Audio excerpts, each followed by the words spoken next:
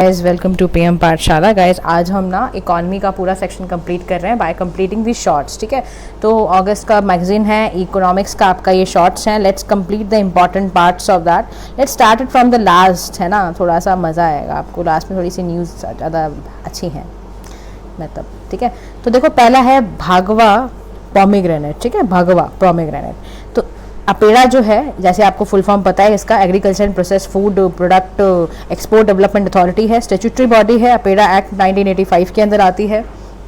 Apex आपका export trade promotion authority है, और इसका जो फर्स्ट ट्रायल शिपमेंट हुआ था पोमीग्रेनेट का to the US in collaboration with NPPO हुआ। भगवा आपको पता है सैफरन कलर्ड पोमीग्रेनेट होते हैं। सबसे ज़्यादा आपको इसका कंट्रीब्यूशन सोलापुर महाराष्ट्र में देखने को मिलेगा, वहीं से एक्सपोर्ट होता है ये इंडिया से। इसके अंदर खासियत ये है गाइस कि इसमें ना हाई एंटीऑक्सीडेंट कंटेंट है, और ये सुपर फ्रूट वाले इसमें कैरेक्टरिस्टिक्स हैं। ठीक है, विच मेक्स इट यूनिक, तो उसमें फिर इसीलिए इसको अलग से डाला गया है। और इसके बाद नेशनल प्लांट प्रोटेक्शन ऑर्गेनाइजेशन है, उसके बारे में याद रखना कि ये आपका डायरेक्टोरेट है प्लांट प्रोटेक्शन का, क्वारंटाइन स्टोरेज के लिए। इसमें आपका पाइथो सैनिटरी रिस्पॉन्सिबिलिटी है for the export of your agro commodities.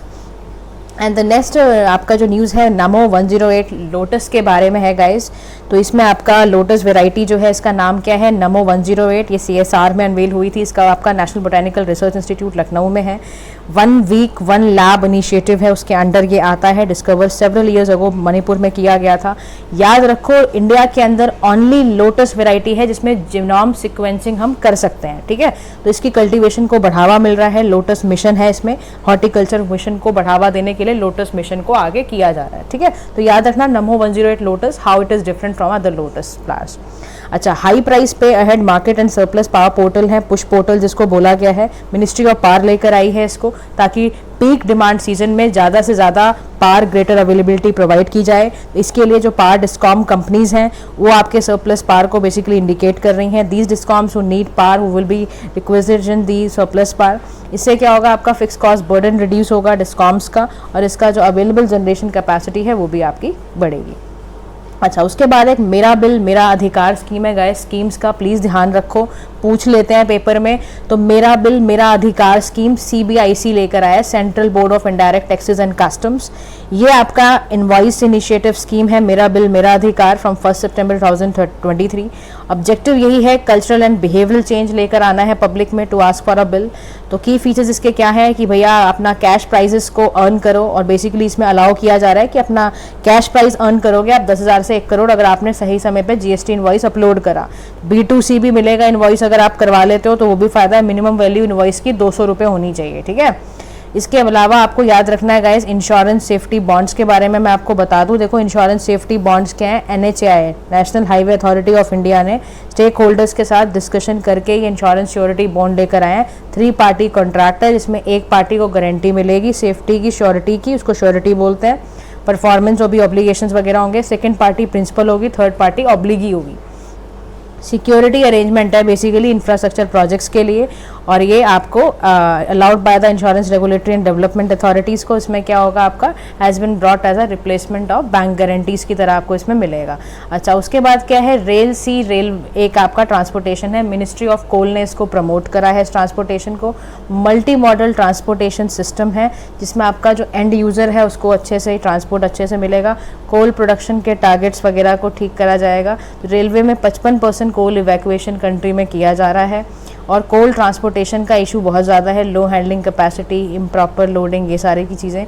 अच्छा, इसका एक चीज़ ज़रूर याद रखना रेल सी रेल ट्रांसपोर्टेशन का, कि ये ना रेल रूट्स को डीकंजेस्ट करने की बात करी जा रही है, लॉजिस्टिक्स कॉस्ट को रिड्यूस करने की बात की जा रही है। तो कोल इन इंडिया में बोला जा रहा है कि India has an estimated coal reserve, इसमें इतना हमारे पास है। हाँ, याद रखो हमारा कोल सबसे ज़्यादा कहाँ कहाँ स्टेट्स में लाई करता है, उड़ीसा, झारखंड और छत्तीसगढ़ में। ठीक है, ये याद रखना है। इंडिया का स्मार्ट सिटी अवार्ड कॉन्टेस्ट था, ये आपका अंडर स्मार्ट सिटी मिशन आता है ministry of housing and urban affairs में। इसमें रिकॉग्नाइज किया जा रहा है, रिवॉर्ड करना, सिटीज़ को प्रोजेक्ट करना, इनोवेटिव आइडियाज़ निकाल के लेकर आना। 3 एडिशंस में काम किया जाएगा, 18, 19, 20 में। टॉप 3 स्मार्ट सिटीज़ के नाम ज़रूर याद रखना है, इंदौर, सूरत और आगरा। टॉप 3 स्टेट कौन से हैं, मध्य प्रदेश, तमिलनाडु, राजस्थान। टॉप UT जिसने किया है वो है चंडीगढ़। इसका स्मार्ट सिटी प्लान बहुत अच्छा है क्योंकि they are developing the city according to the sustainable development schemes, ठीक है, तो वो ध्यान में रखना। अच्छा, इसके अलावा आपको जो याद रखने वाली बातें हैं, रेगुलेशंस ऑफ ऑनलाइन एडवर्टीजमेंट के लिए मैंने आपको बताया था पहले भी, ministry of information and broadcasting इसके लिए काम कर रही है, इसमें अमेंडमेंट वगैरह कुछ करके लेकर आए हैं कि जो बेटिंग एंड गैम्बलिंग एड्स के थ्रू की जा रही है वो बिल्कुल बना किया जाए और इसको बंद करा जाए, ठीक है। इसके अलावा देखो अमृत भारत स्टेशन स्कीम है, पीएम मोदी ने इसको रीडेवलप करने की कोशिश कर रहे हैं वो कि 508 रेलवे जो स्टेशन हैं उनको डेवलप किया जाए, और अमृत भारत जो स्टेशन स्कीम है वो रीडेवलप करके वर्ल्ड क्लास एमिनिटीज़ प्रोवाइड करने की कोशिश की जा रही है। मास्टर प्लान यही है कि लॉन्ग टर्म्स को उसके नीड्स को फुलफिल करना है। देखो स्टेशंस को ना सिटी सेंटर्स के साथ लेके डेवलप कर रहा है, उसका लोकल कल्चर हेरिटेज। देखो क्या होता है, जैसे मान लो ग्वालियर में एक स्टेशन है ना, रेलवे स्टेशन, तो वहाँ का ना ग्वालियर की सिटी को डिपिक्ट करे, राइट। जैसे दिल्ली का रेलवे स्टेशन है तो दिल्ली को डिपिक्ट करे, दिल्ली के आर्ट एंड कल्चर या जो भी दिल्ली का कल्चर है उसको डिपिक्ट कर पाए रेलवे स्टेशन में, इतनी वो जान होनी चाहिए। उसका इंफ्रास्ट्रक्चर, उसका हेरिटेज, उसका कल्चर, उसका आर्किटेक्चर उस बेसिस पे डेवलप करना है, ठीक है। तो इसमें इनिशिएटिव लिए गए हैं कि ट्रेन को मॉडर्नाइज किया जाएगा, वंदे भारत ट्रेन जितनी भी आपकी हैं, सिग्नलिंग करना, सेफ्टी फीचर्स बनाना, कॉम्बैट करना, ये सारी चीज़ें इसके अंदर आएंगी। अच्छा, फेयर एंड रिम्यूनरेटिव प्राइस जो है तो फिनेंस मिनिस्ट्री ने नोटिफाई करा है इसको कि आपको इनेबल किया जाएगा, कोऑपरेटिव शुगर मिल्स बनाई जाएंगी, और नोटिफिकेशन में अलाउ करेगा पेमेंट्स टू फार्मर्स, ठीक है। आपका एक्सेस जो भी centres fair and remunerative price है उसको ठीक करने के लिए। तो देखो यहाँ पे ना अमेंड किया गया सेक्शन 155 इनकम टैक्स एक्ट का, ठीक है। तो यहाँ पे रिलीफ भी दिया जाएगा 10,000 करोड़ का। तो so far cooperatives were allowed to claim such payments. FRP guys याद रखना मिनिमम प्राइस है जो शुगर केन फार्मर्स को दिया जाता है। हम हर जगह पे मिनिमम सपोर्ट प्राइस पढ़ते हैं, याद रखना शुगर केन के लिए FRP दी जाती है and it is govern by the sugar cane control order 1966, ठीक है। तो कोऑपरेटिव फैक्ट्रीज आपकी जो होती हैं वो उसमें फाइनल केन देना और ये सब देना। इसमें इश्यूज जो आते हैं वो sugar cane mills have to no say in deciding FRP। तो sugar commissioners are empowered to attach properties to rent mills, ये सारी की सारी चीज़ें की जा रही हैं। अच्छा, इसके बाद गोल्डीलॉक्स सिनेरियो क्या होता है, देखो जब ना इकॉनमी में एक आइडियल सिचुएशन है इकॉनमी की कि जब ना ग्रोथ आपकी स्टेडी हो जाए तो उसको हम कहते हैं। देखो गोल्डीलॉक्स सिनेरियो में पेपर में क्वेश्चन आ सकता है, गोल्डीलॉक्स सिनेरियो के 3 फीचर्स आपको याद रखने हैं। यहाँ पे ना अनएम्प्लॉयमेंट भी रहेगी, ग्रोथ रेट स्टेडी हो जाएगा, लो हो जाएगी, इंटरेस्ट रेट भी लो हो जाएगा। तो देखा जाता है टेम्परेरी होती है नेचर में, लेकिन याद रखो एडवर्स इम्पैक्ट भी डालती है इकॉनमी पे during recovery and growth period. उसके बाद उद्गम याद रखना अनक्लेम्ड डिपॉजिट्स गेटवे है टू एक्सेस इन्फॉर्मेशन पोर्टल है, RBI ने लॉन्च किया था ये। ऑब्जेक्टिव है इसका unclaimed deposits basically bank customers को फाइंड करके उनके मल्टीपल बैंक्स जो भी हैं उसमें करना। तो अनक्लेम्ड डिपॉजिट्स क्या होता है, देखो बैंक में जैसे आपने सेविंग करंट अकाउंट खोला, ठीक है, 10 साल से आपने ऑपरेट ही नहीं करा, टर्म डिपॉजिट पड़ा हुआ है, आपने 10 साल से उसको छुआ ही नहीं from the date of maturity. तो आपकी फाइनेंशियल इंक्लूसिविटी को बढ़ाने के लिए, आपके डिजिटल एडवांसेस को बढ़ाने के लिए, कस्टमर के एफिशिएंटली करने के, तो unclaimed deposit gateway to access information portal के बारे में यहाँ बात की जा रही है, ठीक है। अच्छा देखो, rate hike to curb inflation, finance minister ने बोला कि भाई रेट हाइक जो है वो सही तरीका नहीं है इन्फ्लेशन को कर्ब करने के लिए, इससे आपकी इकॉनमी, आपकी रिकवरी बेसिकली हर्ट होती है। तो इन्होंने बोला कि भाई क्या किया जाए, तो इन्फ्लेशन टारगेटिंग एक शब्द होता है जिसमें हम क्या करते हैं, एक टारगेट लेवल पर इंक्रीज डिक्रीज करते हैं इंटरेस्ट रेट को इकॉनमी के अंदर। इंक्रीज करने का मतलब है कि आप जो है इन्फ्लेशन को कम करना चाहते हो, डिक्रीज करने का मतलब है रेट को कि आप इकोनॉमिक एक्टिविटीज को इंक्रीज करना चाहते हो, जैसे हमारा इकोनॉमिक कॉन्सेप्ट है। अच्छा, RBI ही सोलली रिस्पॉन्सिबल होता है रिटेल इन्फ्लेशन को 2 से 6% बैंड में लाने के लिए। तो रिटेल इन्फ्लेशन रिसेंटली 7.4% ब्रीच हुआ है डिस्पाइट RBI's टाइटर मॉनेटरी पॉलिसी। तो एनी फर्दर टाइटरिंग अगर होती है तो इससे GDP डाउन हो जाएगी, इससे अनएम्प्लॉयमेंट बढ़ेगी। अब रीज़न क्या है, RBI इनेबिलिटी क्या है उसकी कि वो इन्फ्लेशन को इतना क्या कर रहा है, तो unanticipated short lived supply demand mismatches हैं, डोमेस्टिक फैक्टर्स हैं लाइक आपके वाइट फ्लाई डिजीज़ हैं, अनइवन मानसून डिस्ट्रीब्यूशंस हैं, सप्लाई शॉक्स हैं जैसे जियोपॉलिटिकल अनसर्टेनिटीज़ हैं, ये सारी हैं। तो ऐसी सिचुएशन में गवर्नमेंट क्या कर सकती है, फिस्कल मेजर्स ले सकती है ताकि कॉम्प्लीमेंट्री आपका मॉनेटरी पॉलिसी के साथ उसको चलाए। मतलब आप समझ रहे हो, द टारगेट इज कि ना फिस्कल पॉलिसी और आपकी जो मॉनेटरी पॉलिसी है जो RBI बनाता है, फिस्कल पॉलिसी गवर्नमेंट की होती है, इन दोनों पॉलिसीज़ को एक साथ लेकर आना है ताकि आप इन्फ्लेशन को कट कर पाओ, टेम कर पाओ।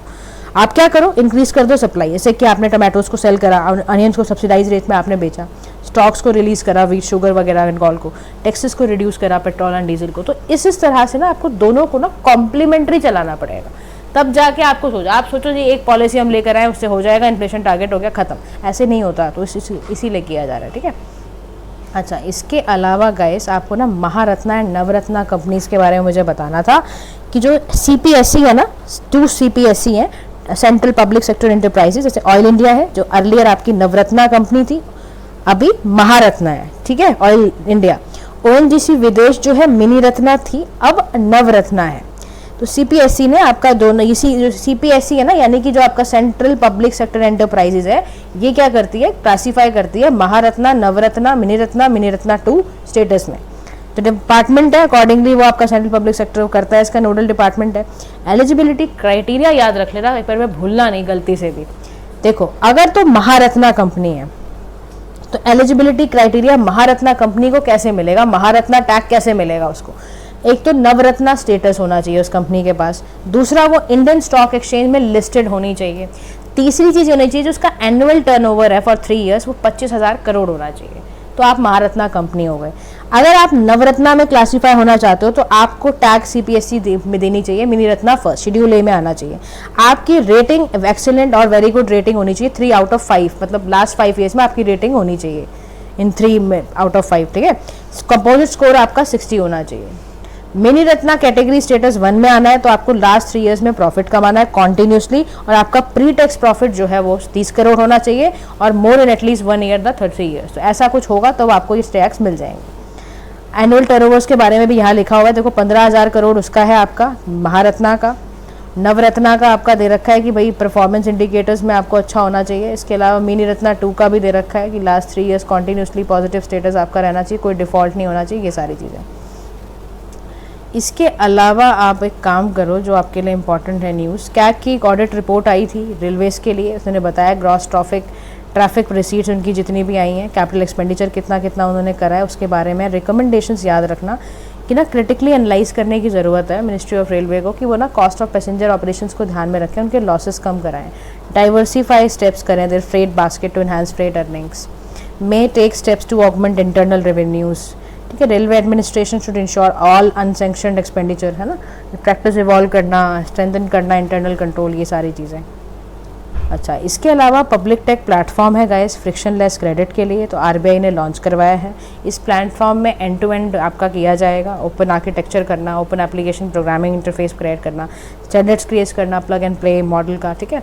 अच्छा, इससे क्या होगा, आपको ना लिंक करना है सर्विसेज को, आधार, KYC, land records, on bordered आपके state government, satellite data, pan validation. तो ये डेवलप कौन कर रहा है, RBI बैंक कर रहा है, इनोवेशन हब होली सब्सिडरी है ये RBI की। इसका फोकस है किसान क्रेडिट कार्ड लोन देना 1.6 लाख पर बॉरोवर को, डेयरी लोन्स दे देना, है ना, डेयरी जो खोल के बैठे हैं मिल्क डेयरीज, उनके लिए लोन्स देना, MSME लोन्स देना बिना कोलेट्रल्स के, कोई कोलेट्रल रखने की ज़रूरत नहीं है, पर्सनल लोन, होम लोन देना पार्टिसिपेटिंग बैंक्स को। तो ये पायलट जो रन करा जा रहा है प्रोग्राम, ये सिलेक्टेड डिस्ट्रिक्ट में किया जा रहा है अभी फिलहाल। क्या क्या, मध्य प्रदेश, तमिलनाडु, कर्नाटका, UP और महाराष्ट्र।